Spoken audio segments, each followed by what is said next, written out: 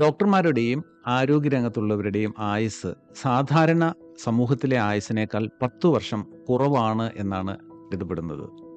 ഇതിന് പല കാരണങ്ങളുമുണ്ട്.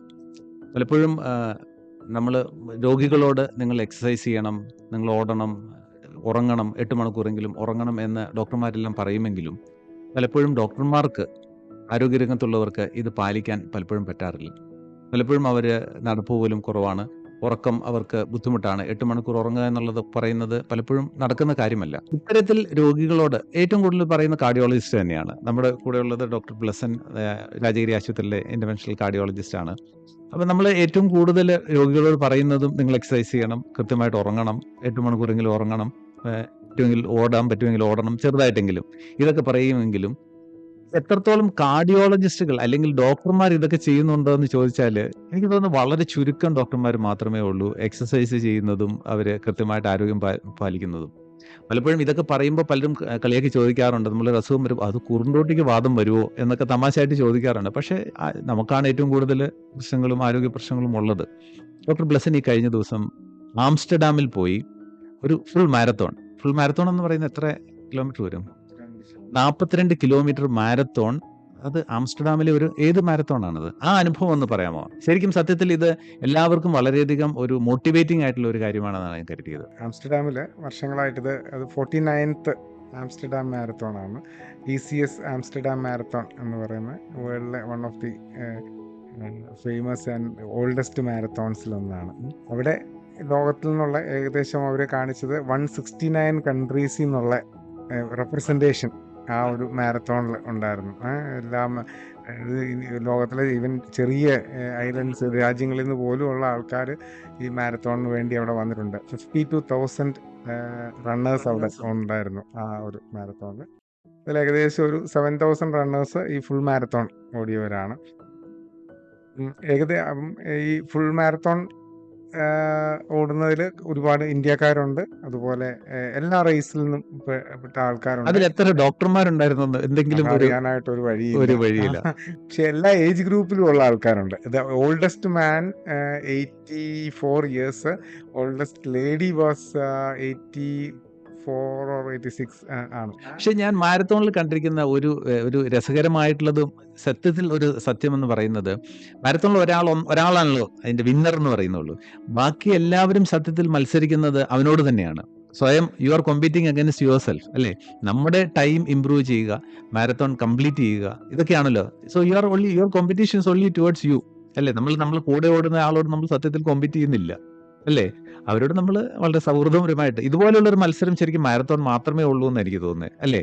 ഒരു കോമ്പറ്റീറ്റീവ് സ്പിരിറ്റ് എന്ന് പറയുന്നത് നമ്മൾ മറ്റൊരു വ്യക്തിയോടോ മറ്റൊരു ടീമിനോടോ മറ്റൊരു രാജ്യത്തോടോ അല്ല, മറിച്ച് ബ്ലസൻ കോമ്പീറ്റ് ചെയ്യുന്നത് ഡോക്ടർ ബ്ലസനോട് തന്നെയാണ്. യഥാർത്ഥത്തില് ഇത് അതായത് ഈ മാരത്തോണിൽ മാത്രമാണ് you can take part with the elites of the world. അതായത് വേറെ നമുക്കിപ്പം വിചാരിച്ചു കഴിഞ്ഞാൽ ലോകത്തില് ഏറ്റവും ഇപ്പം ഉസൈൻ ബോൾട്ടിന്റെ കൂടെ ഓടാൻ നമുക്ക് വിചാരിച്ചാൽ പറ്റില്ല. നമുക്ക് ഒരിക്കലും ആള് പങ്കെടുക്കുന്ന ഒരു ഇവന്റിൽ നമുക്കും കൂടെ പങ്കെടുക്കാനായിട്ട് പറ്റില്ല. ഇത് നമുക്ക് ലോകത്തിലെ ഏറ്റവും ഫാസ്റ്റ് ആയിട്ട് റൺ ചെയ്യുന്നവരുടെ കൂടെ തന്നെയാണ് നമ്മൾ ഓടാൻ തുടങ്ങുന്നത്. പക്ഷെ അവര് ഫാസ്റ്റ് ആയിട്ട് ഓടി പോകുന്നു. ജിജി പറഞ്ഞ പോലെ മാരത്തോൺ എന്ന് പറയുന്നത് എല്ലാവർക്കും ചെയ്യാവുന്ന ഒരു കാര്യമാണ്. ഓടുക, റണ്ണിങ് എന്ന് പറയുന്നത് എൻ്റെ ഒരു ചിന്തയിൽ ആർക്കും നമുക്ക് ഒരു ചെലവും വേണ്ട, എല്ലാവർക്കും പ്രാക്ടീസ് കൊണ്ട് ചെയ്തെടുക്കാവുന്ന എവിടെയും ഓടാം. ഇത് നമുക്ക് ഇതിലെ മാരത്തോണിലെ ഏറ്റവും വലിയ ബ്ലോക്ക് എന്ന് പറയുന്നത് ഫിസിക്കൽ ചലഞ്ച് അല്ല, ഇതിലെ ഒരു മെന്റൽ ബ്ലോക്കാണ്. നമ്മളെ സംബന്ധിച്ചിടത്തോളം എനിക്കതൊന്നും അറിഞ്ഞാൽ കൊള്ളാമെന്നുണ്ടത്. പലരും പറയുന്ന ഒരു കാര്യമാണ്, ഫിസിക്കൽ ചലഞ്ച് അല്ല, ഇതൊരു മെന്റൽ ചലഞ്ച് ആണെന്ന് പറയുന്നത്. അതെ, ഇതൊരു എൻഡ്യൂറൻസ് റണ്ണിങ് എന്ന എൻഡ്യൂറൻസ് ഗെയിമാണ്. എൻഡ്യൂറൻസ് ഗെയിം എന്ന് പറയുമ്പം നമ്മൾ ഈ 42 കിലോമീറ്റേഴ്സ് നമ്മൾ കവർ ചെയ്യാന്നുള്ളത് നമ്മുടെ ഒരു മെന്റൽ പവറാണ് കാണിക്കുന്നത്. ഇതില് നമ്മൾ ഓടാൻ തുടങ്ങുന്ന കാലത്ത് ഒരിക്കലും ആള് ഈ 42 അല്ലെങ്കിൽ 21 പോലും ഓടാൻ പറ്റുന്ന ഒരു അവസ്ഥയിലായിരിക്കില്ല. ഇത് കാലങ്ങൾ കൊണ്ട് നമ്മൾ ഓടി ഓടി ഒരു ആദ്യത്തെ ഒരു 3 കിലോമീറ്റർ ഓടുന്നതായിരിക്കാം ഒരു ദിവസത്തെ ഏറ്റവും വലിയ അച്ചീവ്മെൻറ്റ്. ആ 3 കിലോമീറ്ററിന് പിന്നെ 5 കിലോമീറ്റർ നമ്മൾ അതാക്കുന്നു. പിന്നെ അതൊരു 10 കിലോമീറ്ററിലോട്ട് മാറുന്നു. 10 കിലോമീറ്റർ കുറച്ച് കാലം ഓടി കഴിയുമ്പോൾ നമുക്കൊരു ഹാഫ് മാരത്തോൺ ഓടാനുള്ള ഒരു കോൺഫിഡൻസ് വരുന്നു. സോ ഹാഫ് മാരത്തോണിലോട്ട് മാറുന്നു. പിന്നെ ഹാഫ് മാരത്തോൺ ഓടി കുറേ കാലം കഴിയുമ്പോൾ നമുക്ക് തന്നെ ഒരു നമ്മൾ തന്നെ ഒരു മെൻ്റൽ ഒരു ചലഞ്ച് എടുക്കുകയാണ്. ട്രൈ ഒരു ഫുൾ Full മാരത്തോൺ. marathon. ആ ആ ഒരു മാരത്തോൺ നമുക്ക് ഓടി തീർക്കുമ്പോൾ അതൊരു വലിയൊരു വിന്നാണ് നമ്മളെ സംബന്ധിച്ചിടത്തോളം നമ്മുടെ കോൺഫിഡൻസ്. ഒരു ഫുൾ മാരത്തോൺ ഓടി കഴിയുമ്പോൾ നമ്മൾ പിന്നെ അതെങ്ങനെ ഇമ്പ്രൂവ് ചെയ്യാം, എങ്ങനെ അതിൻ്റെ ടൈമിംഗ് ഇമ്പ്രൂവ് ചെയ്യാം, ഇത് നോക്കുന്നു. അങ്ങനെ കുറേ അത് കഴിഞ്ഞിട്ട് ഫുൾ മാരത്തോൺ കഴിഞ്ഞിട്ടുള്ള അൾട്രാ മാരത്തോൺസ് ഉണ്ട്. ഇത് പിന്നെ മറ്റേ Ironman അതെ ഒരു triathlon type. ട്രയാത്തലോണാണ്. പക്ഷേ അല്ലാതെ അൾട്രാ റണ്ണേഴ്സ് ഉണ്ട്. പിന്നെ അതും കഴിഞ്ഞിട്ടാണ് ഈ ഒബ്സ്റ്റക്കിൾ റണ്ണേഴ്സ് എന്ന് പറയുന്നത്. അത് കഴിഞ്ഞ് സ്പാർട്ടൻ റേസ് എന്ന് പറഞ്ഞൊരു സാധനമുണ്ട്. അത് വെരി ഡിഫിക്കൽട്ട് റേസ്. എല്ലാ ഡിഫിക്കൽട്ടീസിനെയും Terrain കൂടെ ഓടും. ടെറൈനിൽ കൂടെ ഓടി നമ്മൾ എത്തുന്നതാണ്. ഇങ്ങനെ ഇതെല്ലാം കൈൻഡ് ഓഫ് ഒരു നമ്മൾ മെന്റലി അത് ആദ്യം ഓവർകം ചെയ്തിട്ടാണ് നമ്മൾ ഫിസിക്കലി അപ്പൊ ഓവർകം ചെയ്യുന്നത്. ഇതിനിടയിലൊക്കെ നമ്മളൊരു 20 കിലോമീറ്റർ ഒക്കെ കഴിയുമ്പോഴത്തേക്കും എന്തിനിത് ഓടി അല്ലെങ്കിൽ നമുക്ക് നിർത്തിയാലോ എന്നൊക്കെ മനസ്സ് പറയുമോ? തീർച്ചയായിട്ടും തോന്നും. അതാണ് നമ്മുടെ ഈ നമ്മൾ അച്ചീവ് ചെയ്യേണ്ട ഏറ്റവും വലിയ ഇത്. നമ്മളൊരു യൂഷ്വലി ഹാഫ് മാരത്തോൺസ് ഓടിയിട്ടുള്ള ആൾക്കാർക്ക് ഹാഫ് മാരത്തോൺ വരെ നമ്മൾ സുഖമായിട്ട് ഓടും.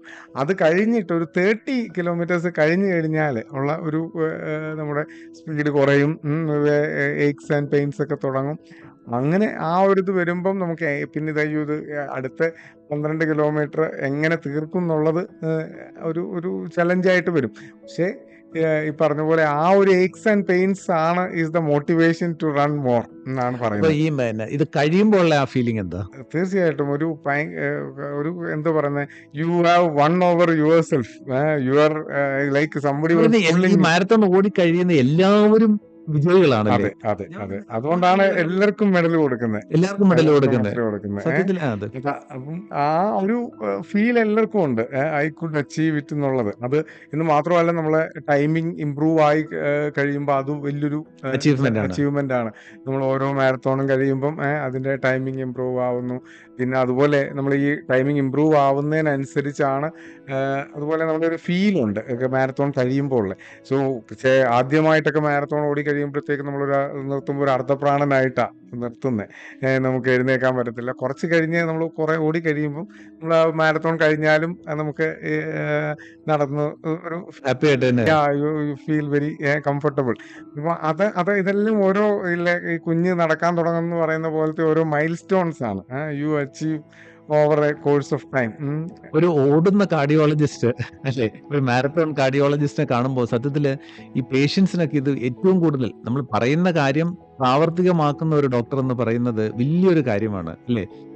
തീർച്ചയായിട്ടും. റണ്ണിങ് എനിക്ക് ഒരു പേഴ്സണലി എത്ര വർഷമായി ഇപ്പൊ ഓടാൻ തുടങ്ങിയിട്ട്? ഞാൻ അധികാരം ആയിട്ടില്ല. ഞാൻ കൊച്ചിയിൽ വന്നത് 2015-ലാണ്. 2016 മുതലൊക്കെ. എത്ര വലിയ കാർഡിയോളജിസ്റ്റ് ആയിട്ട് പ്രാക്ടീസ് ചെയ്യുന്നത്? ഞാൻ 2011 DM കഴിഞ്ഞാണ്. ഇപ്പം ഓൾമോസ്റ്റ് 12 years ആയി. Yes. 12. അപ്പൊ അതിലൊരു ലാസ്റ്റ് ഒരു 5 years ആണ് ഇപ്പം ഒരു റണ്ണിങ്ങിലോട്ട് അതെ വന്നത്. അതെ അതെ അതെ അത് എത്ര കൊല്ലം കൊണ്ടാണ് ഇപ്പൊ ഒരു മാരത്തോൺ ഓടാനുള്ള? ഞാൻ ആക്ച്വലി 2018 ഫുൾ മാരത്തോൺസ് ഓടിയായിരുന്നു. പിന്നെ കോവിഡും പല കാരണങ്ങൾ കൊണ്ട് അതങ്ങ് ഇൻട്രപ്റ്റഡ് ആയിപ്പോയി. ഞാൻ ഓൾ ടുഗദർ ഇതിപ്പം എൻ്റെ 8th ഫുൾ മാരത്തോണാണ്. 6 ഫുൾ മാരത്തോൺസ് 2018 വരെ ഓടിയിട്ടുണ്ടായിരുന്നു. ആ ഒരു ഇൻട്രപ്ഷൻ വന്നു കഴിഞ്ഞാൽ പിന്നെ അത് റീഗെയിൻ ചെയ്യാനായിട്ട് കുറച്ച് സമയം എടുത്തു. പക്ഷെ ഈ ഇന്റർവ്യൂ കേട്ടിരിക്കുന്ന എല്ലാവരോടും എനിക്ക് ഒരു കാര്യം മാത്രം പറയാനുണ്ട്. ഇത് കേട്ടിട്ട് ആവേശഭരിതമായിട്ട് നിങ്ങൾ ഭരിതനായിട്ട് മാരത്തോൺ ഓടാൻ ശ്രമിക്കുകയാണെങ്കിൽ അതിനു മുൻപ് ശ്രദ്ധിക്കേണ്ട ചില കാര്യങ്ങളാണ് എനിക്ക് കാർഡിയോളജിസ്റ്റിനോട് ചോദിക്കാനുള്ളത്. തീർച്ചയായിട്ടും പലപ്പോഴും പല അപകടം നിറഞ്ഞ ഒരു ഇതുകൂടിയാണ് മാരത്തോൺ ഓടുന്നതിനിടയിൽ മരണപ്പെട്ട അനുഭവങ്ങൾ നിരവധിയാണ്. ഹാർട്ട് അറ്റാക്ക് വന്ന അനുഭവങ്ങൾ നിരവധിയാണ്. പലപ്പോഴും പല മാരത്തോണിലും 1-2 പേർക്ക് ആ സമയത്ത് ഹാർട്ട് അറ്റാക്ക് വരികയും കൃത്യമായ ചികിത്സ നേടേണ്ടി വരികയും ചെയ്തിട്ടുണ്ട്. ഇത് പലപ്പോഴും പിന്നെ എല്ലാവരും കൂടി ഓടുമ്പോൾ അതിൻ്റെ കൂടെ നമ്മളങ്ങ് ഓടിപ്പോകുമ്പോൾ നമ്മുടെ കായിക ക്ഷമത എത്രയുണ്ട്, നമ്മുടെ കപ്പാസിറ്റി എത്രയുണ്ട്, എൻഡ്യൂറൻസ് ലെവൽ എത്രയുണ്ട്, ഇതൊന്നും അറിയാതെയാണ് പലപ്പോഴും ഓടി തുടങ്ങുന്നത്. അപ്പം എത്ര നാളത്തെ പ്രിപ്പറേഷൻ വേണം ഒരു മാരത്തോൺ ഓടണമെങ്കിൽ? നമ്മൾ കുറേ കാര്യങ്ങൾ ഈ റണ്ണിങ്ങുമായിട്ട് ബന്ധപ്പെട്ട് അറിയേണ്ടതായിട്ടുള്ള കുറേ കാര്യങ്ങളാണ്. ഒന്ന് നമ്മൾ ഒന്ന് നമ്മുടെ യൂഷ്വൽ റണ്ണിങ് തന്നെ. ഞാൻ പറഞ്ഞ പോലെ ആദ്യത്തെ ഒരു 5 കിലോമീറ്റർ ഈ റണ്ണിങ് എന്ന് പറയുന്നത് നമ്മുടെ മസിൽസ്, നമ്മുടെ especially running muscles, leg muscles develop ചെയ്യാൻ എടുക്കുന്ന ഒരു സമയമുണ്ട്. നമ്മുടെ ഇനിഷ്യൽ റണ്ണിങ്ങിൽ നമ്മൾ ഒരിക്കലും ഒരു ലോങ് ഡിസ്റ്റൻസ് ഓടാനായിട്ട് ശ്രമിക്കരുത്. ഇഞ്ചുറി വരാനായിട്ടുള്ള സാധ്യത വളരെ കൂടുതലാണ്. ഇഞ്ചുറി വന്നു കഴിഞ്ഞ് കഴിഞ്ഞാൽ പിന്നെ ആ ഇഞ്ചുറി ഇതെല്ലാം ഹീൽ ചെയ്യാനായിട്ട് കുറേ സമയം എടുക്കും. ഇതിൽ നിന്ന് വരാൻ പെയിൻ ഒരുപാട് നിൽക്കും. അപ്പോൾ എപ്പോഴും നമ്മുടെ ബോഡിയെ നമ്മുടെ ആ ഒരു ഓടാൻ തുടങ്ങുന്നതിന് മുമ്പുള്ള നമ്മുടെ ജനറൽ ഫിറ്റ്നസ്സിനനുസരിച്ചാണ് നമ്മൾ എത്ര സമയം എടുക്കും എന്നുള്ളത് തീരുമാനിക്കുന്നത്. പിന്നെ അതുപോലെ നമ്മൾ ഈ ഞാൻ പറഞ്ഞ പോലെ കാഫ് മസിൽസ്, അതുപോലെ ലെഗ് മസിൽസ് ഡെവലപ്പ് ചെയ്യാനായിട്ട് ചില മസിൽസൊക്കെ ചിലർക്ക് പ്രായമായിട്ടൊക്കെ ഓടാൻ തുടങ്ങുമ്പോൾ സ്റ്റിഫായിരിക്കും. അതൊക്കെ ഒന്ന് ഫ്ലെക്സിബിൾ ആവാനായിട്ട് കുറച്ച് സമയം എടുക്കും. സോ ഏറ്റവും മിനിമം ഒരു 3 to 6 months നമ്മൾ പ്രിപ്പറേഷൻ ആവശ്യമാണ്. പ്രിപ്പറേഷന് വേണ്ടി ഒരു പേസ് ഒത്തിരി സ്പീഡിൽ ഓടാതിരിക്കുക, അല്ലെങ്കിൽ കണ്ടിന്യൂസ് ആയിട്ട് ഓടാതിരിക്കുക, വാക്ക് റൺ ചെയ്ത് വളരെ സ്ലോ ആയിട്ട് നമ്മൾ ആദ്യത്തെ ഒരു 5 കിലോമീറ്റർ നമുക്ക് നിർത്താതെ ഓടാൻ പറ്റുന്ന ഒരു ഫേസ് എത്തിക്കഴിഞ്ഞ് കഴിഞ്ഞാൽ അതൊരു that means actually you can run, you are fit to run. Okay, ഈ ഒരു 5 കിലോമീറ്റർ ആയിരിക്കും ആദ്യത്തെ ഒരു അതെ അതെ ബെഞ്ച് മാർക്ക് എന്ന് അതെ പറയുന്നത്. അതെ അതെ. അത് കഴിഞ്ഞാൽ പിന്നെ നമ്മൾ പതുക്കെ നമ്മുടെ സ്പീഡ് കൂട്ടി ഓടാനായിട്ട് ശ്രമിക്കും. അത് നമ്മൾ ഒരിക്കലും ഒരു അമിത ആവേശം കാണിക്കരുത്. കാരണം നമ്മുടെ അത് ആ ഒരു ലെവലിൽ എത്തിക്കഴിഞ്ഞാൽ നമ്മളൊരു ഈ ഹാർട്ട് റേറ്റ് സോൺ എന്ന് പറയും. നമ്മുടെ സേഫ് ഹാർട്ട് റേറ്റ്, എസ്പെഷ്യലി നമ്മൾ സേഫ് ഹാർട്ട് റേറ്റ് ത്രഷോൾഡ് എന്ന് പറയുന്നത് 220 മൈനസ് യുവർ ഏജ്. അതാണ് നമ്മുടെ മാക്സിമം ത്രഷോൾഡ്.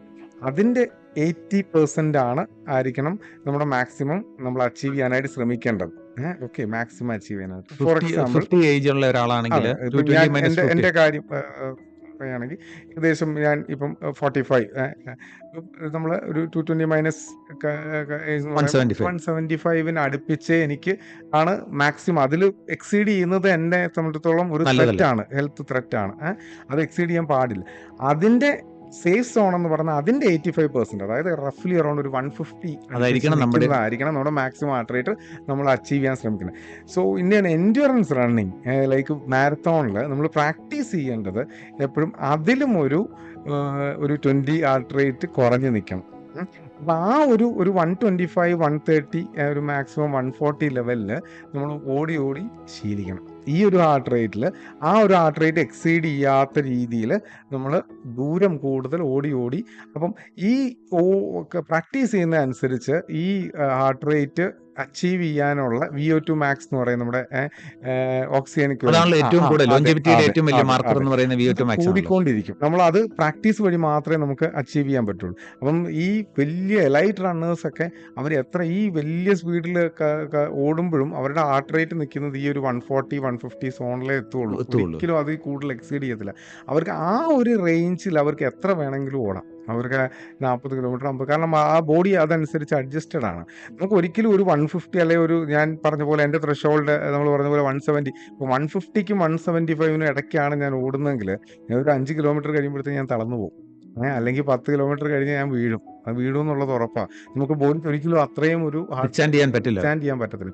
ഈ ഒരു നോളജ് ഭയങ്കര ക്രൂഷ്യലാണ്. അപ്പം പലപ്പോഴും ഈ അപകടങ്ങൾ സംഭവിക്കുന്നതെന്ന് വെച്ചാൽ പ്രാക്ടീസ് ഇല്ലാതെ ഓടാൻ തുടങ്ങുകയും ഹാർട്ട് വളരെ ഫാസ്റ്റായിട്ട് ഇടിക്കുകയും ചെയ്യുക. പക്ഷെ നമ്മളെ ബോഡി അങ്ങ് പുഷ് ചെയ്യാണ്. കാരണം ബാക്കിയുള്ളവരൊക്കെ ഓടുമ്പം എനിക്ക് ഓടണം എന്നുള്ള അപ്പോൾ അതുകൊണ്ട് തന്നെ ഇതൊന്നും അറിഞ്ഞില്ലേലും നമ്മൾ ഈ ഒരു സ്ലോ റണ്ണിങ് അല്ലെങ്കിൽ ഒരു എൻഡ്യൂറൻസ് റണ്ണിങ് എന്നാണ് അതിന് പറയുന്നത്. അതായത് നമുക്ക് പറ്റുന്ന രീതിയിൽ നമ്മൾ ഒരു 25 കിലോമീറ്റേഴ്സ് ഒക്കെ വളരെ എൻജോയ്.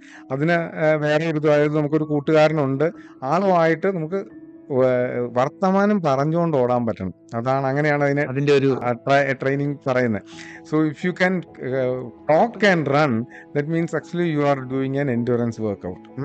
സോ അങ്ങനെ നമുക്ക് ഒരു 30 കിലോമീറ്റേഴ്സ് ഓടാൻ പറ്റുമെങ്കിൽ മാരത്തോൺ ഓടാൻ പറ്റും. പിന്നെ എപ്പോഴാണ് ഒരു കാർഡിയോളജിസ്റ്റിനെ കാണേണ്ടത്? ഇത് വളരെ ഇമ്പോർട്ടൻ്റ് ആണ്. കാരണം നമ്മുടെ പലപ്പോഴും പലരും ഈ ഇതെല്ലാം തുടങ്ങുന്നത് എപ്പോഴാന്ന് വെച്ചാൽ ഒരു അസുഖമുണ്ട്, ഡോക്ടർ പറഞ്ഞു എക്സസൈസ് ചെയ്യണം, നിങ്ങൾക്ക് ഡയബറ്റീസ് ഉണ്ട്, നിങ്ങൾക്ക് ഹൈപ്പർ ടെൻഷൻ ഉണ്ട്, അല്ലെങ്കിൽ ഹാർട്ട് ഡിസീസ് ചെറുതായിട്ട് ഉണ്ട്, ഈ എക്സസൈസ് ആ സമയത്ത് എക്സസൈസ് ചെയ്യാൻ തുടങ്ങിയിട്ട് പെട്ടെന്ന് ഓട്ടത്തിലോട്ടൊന്നും ഒരിക്കലും പോകരുത്. അല്ലെങ്കിൽ വർക്കൗട്ട് ചെയ്യാൻ പോവാണ്, ജിമ്മിൽ പോവാണ്, പെട്ടെന്ന് പോയിട്ടൊരു ഇത് വളരെ നിങ്ങൾ ആദ്യം ചെയ്യേണ്ടത് ഒരു പ്രോപ്പറായിട്ടൊരു കാർഡിയോളജിസ്റ്റിൻ്റെ അടുത്ത് പോയിട്ട് നിങ്ങളുടെ ആ സമയത്തെ ഹാർട്ടിൻ്റെ ആരോഗ്യസ്ഥിതി എന്താണെന്നുള്ളത് ആദ്യം അസസ് ചെയ്യണം. അതിനുവേണ്ടി ഒരു മെഡിക്കൽ ആയിട്ടുള്ള ഒരു ട്രെഡ്മില്ല് ചെയ്ത് നോക്കിയാൽ നല്ലതാണ് നിങ്ങൾക്ക് ഒരു ഫിറ്റ്നസ് ലെവൽ. അല്ലെങ്കിൽ നമ്മുടെ എഫേർട്ട് ടോളറൻസ് അറിയാനായിട്ട് ട്രെഡ്മില്ല് ഇത് മാത്രമല്ല, നമുക്ക് ബ്ലോക്ക് ഉണ്ടോ എന്നുള്ളത് മാത്രമല്ല, നമ്മുടെ ചെയ്യാനായിട്ടുള്ള ടോളറൻസ് നമുക്ക് അറിയാൻ പറ്റും. അപ്പോൾ വൺസ് അതുപോലെ തന്നെ നമ്മുടെ BP ലെവൽ ഏത് ലെവലിലാണെന്നുള്ളത് അറിയണം, BP വെൽ കൺട്രോൾഡ് ആണോ എന്നറിയണം. ഇങ്ങനെയുള്ള കാര്യങ്ങൾ അതുപോലെ ഈക്വലി ഇമ്പോർട്ടൻ്റ് ആണ് നമ്മുടെ കിഡ്നി ഫങ്ഷൻസ്, അതുപോലെ നമ്മുടെ ബോഡി യൂറിക് ആസിഡ് ലെവൽസ്, ഇങ്ങനത്തെ ഇത് നമ്മുടെ ജനറൽ ഈ കാര്യങ്ങളെക്കുറിച്ചൊക്കെയുള്ള ഒരു നല്ല അവബോധം ഉള്ള ഒരാൾ മാത്രമേ ഒരു മിഡിൽ ഏജ് കഴിഞ്ഞിട്ട് നമുക്ക് ഒരു എക്സസൈസിന് ഇറങ്ങിത്തിരിക്കാവൂ.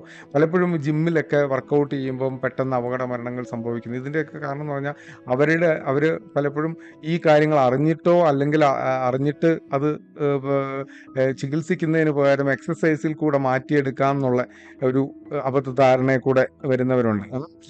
കൂടുതൽ എക്സസൈസ് ചെയ്ത് ഷുഗർ കുറയ്ക്കാം, അതെ, അല്ലെങ്കിൽ കൊളസ്ട്രോൾ ഉണ്ടെന്ന് പറയുമ്പം ഒരു ഡബിൾ എക്സസൈസ് ചെയ്ത് നോക്കാം. ഇത് വളരെ അപകടകരമായിട്ടുള്ള ഒരു പ്രവണതയാണെന്ന് മാത്രമല്ല, അത് പലപ്പോഴും അപകടം ഉണ്ടാവുന്നുമുണ്ട്.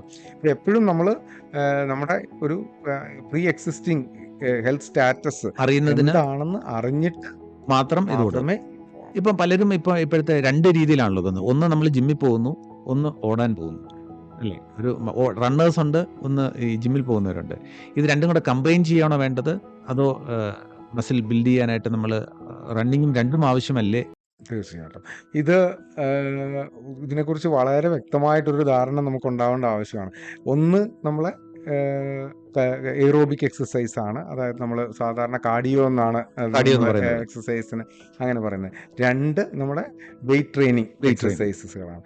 സോ ഇതിൽ രണ്ടിൻ്റെയും ആക്ച്വലി ഇത് രണ്ടും ഒരുപോലെ ആവശ്യമാണ്. രണ്ടും ഒരുപോലെ ആവശ്യമാണ്. ഒന്ന് കൂടുതലായിട്ട് ചെയ്യുന്നത് മറ്റേത് ചെയ്യാതിരിക്കുകയും ചെയ്യുന്നത് ബോഡിക്ക് ക്ഷീണമാണ്.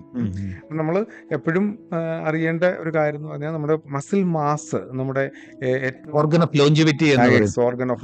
കാരണം നമുക്ക് ഏത് രോഗത്തെയും തടയാനായിട്ട് ഉള്ള ഒരു ഓർഗൻ, നമുക്ക് കൂടുതൽ ഉണ്ടാക്കിയെടുക്കാൻ പറ്റുന്ന ഒരു ഓർഗൻ മസിലാണ്. ആ മസിൽ ഉണ്ടാവുന്ന അനുസരിച്ച് മസിൽ മൈറ്റോകോൺട്രിയ, അപ്പം നമ്പർ ഓഫ് മൈറ്റോകോൺട്രിയ ആണ് ഇപ്പം ഏറ്റവും പുതിയ സയന്റിഫിക് എവിഡൻസ് അനുസരിച്ച് നമ്മുടെ അതിനകത്ത് ഒരുപാട് ലോങ്ങിവിറ്റി ജീൻസ് പോലും ഉണ്ടെന്നാണ്. നമ്മൾ ന്യൂക്ലിക് ആസിഡിലല്ലാതെ മൈറ്റോകോൺട്രിയക്കകത്തുള്ള കുറേ ജീൻസ് കാരണം നമുക്ക് പലപ്പോഴും നമ്മുടെ എപ്പിജീനിനെ മോഡിഫൈ ചെയ്യാമെന്നൊക്കെയുള്ള തിയറീസ് വരിക. സോ ബേസിക്കലി നമുക്ക് എസ്പെഷ്യലി ഡയബറ്റീസ് ഉള്ളവർ, അങ്ങനെയുള്ളവർക്കൊക്കെ മസിൽ എത്രയും കൂടുതലുണ്ടോ അത്രയും ഗ്ലൂക്കോസ് നിങ്ങളുടെ കൺസ്യൂം ചെയ്യും. അപ്പം നമുക്ക് അത്രയും കഴിക്കുന്ന ഇതിൽ മസിൽ മാസ് ഏറ്റവും കുറവുള്ള ഒരാൾക്ക് കഴിക്കുന്ന ഇതിനേക്കാളും കൂടുതൽ മസിൽ മാസ് ഉള്ളവർ കൂടുതൽ എനർജി കൺസ്യൂം ചെയ്യും. സോ ദാറ്റ് നമ്മുടെ നെറ്റ് ബ്ലഡ് ഷുഗർ ലെവൽസ് കുറഞ്ഞു നിൽക്കും. എന്ന് മാത്രമല്ല, നമുക്ക് ഈവൻ എയ്റോബിക് എക്സസൈസ്, ഇപ്പോൾ റണ്ണിങ് തന്നെ ഏറ്റവും നന്നായിട്ട് ചെയ്യണമെങ്കിൽ നമുക്ക് ആവശ്യത്തിന് മസിൽ മാസ് ഉണ്ടാവേണ്ടത് ആവശ്യമാണ്. ഞാൻ അങ്ങനെ പറയുമ്പോൾ ഒരിക്കലും നമ്മൾ തെറ്റിദ്ധരിക്കരുത്. ഇന്ന് നമ്മൾ പലപ്പോഴും കാണുന്നതെന്ന് വെച്ചാൽ പെട്ടെന്നൊരു മസിൽ മാസ് ഉണ്ടാക്കാൻ വേണ്ടി കുറേ പ്രീ വർക്കൗട്ട് അതല്ല. നമ്മൾ എപ്പോഴും നമ്മൾ അറിയേണ്ട ഒരു കാര്യം എന്ന് പറഞ്ഞാൽ നമ്മുടെ body, you are A human being, is A physiological being. നമ്മൾ എന്ത് ഫിസിയോളജിക്കലി സാധിക്കുന്നോ അതാണ് നമ്മളെ ബോഡിയെ കൊണ്ട് നമ്മൾ ചെയ്യിക്കേണ്ടത്. ഒരിക്കലും നമ്മൾ ആർട്ടിഫിഷ്യലായിട്ടൊന്നും ക്രിയേറ്റ് ചെയ്തുകൊണ്ട് ഒന്നും നമുക്ക് സാധിക്കില്ല. അതൊരു എന്താ പറയുക, നമ്മളൊരു സ്കൾപ്ചർ ഉണ്ടാക്കുന്ന പോലെയേ ഉള്ളൂ. അതുകൊണ്ട് വലിയ വലിയ കാര്യമില്ല. സോ നമുക്ക് സസ്റ്റെയിൻ ചെയ്ത് പോകണമെങ്കിൽ നമുക്ക് അത് നിലനിർത്തിക്കൊണ്ട് പോകണം. അതുകൊണ്ട് പലപ്പോഴും പലരും നമ്മൾ കാണുന്നുണ്ട് ജിമ്മിലൊക്കെ പോകുമ്പോൾ ഭയങ്കര നല്ല രൂപമായിട്ടിരുന്ന ആൾ പെട്ടെന്ന് പെട്ടെന്ന് അതെല്ലാം കൂടെ ഇങ്ങനെ ഒലിച്ചു പോകുന്ന പോലെ അങ്ങ് ഒലിച്ചു പോകും. അത് ആക്ച്വലി ഈ ഇത് നമ്മൾ കോഴിയെ മസിൽ വെപ്പിക്കുന്ന പോലെ വെപ്പിക്കുന്നതുകൊണ്ടാണ്. അതുകൊണ്ട് അല്ലാതെ നമ്മൾ നോക്കിയോ സ്ഥിരമായിട്ട് ചെയ്യുന്നവർക്ക് ഞാൻ ഇടയ്ക്ക് വയ്ക്കുന്നു, യു ക്യാൻ ഒരു എക്സസൈസ് ഒരു മസിലിനെ 15 ദിവസത്തിൽ ഒരിക്കൽ എക്സസൈസ് ചെയ്താൽ മതി. That hypertrophy will sustain. അപ്പം വലിയ ഈ മസിൽ ബിൽഡേഴ്സ് ഒക്കെ അവർ they do very hard exercise once in 2 weeks. പിന്നെ അത്ര ഇഞ്ചുറി ഉണ്ടാക്കിയിട്ട് they give the time for give the hypertrophy. hypertrophy and repair, so it gets hypertrophied.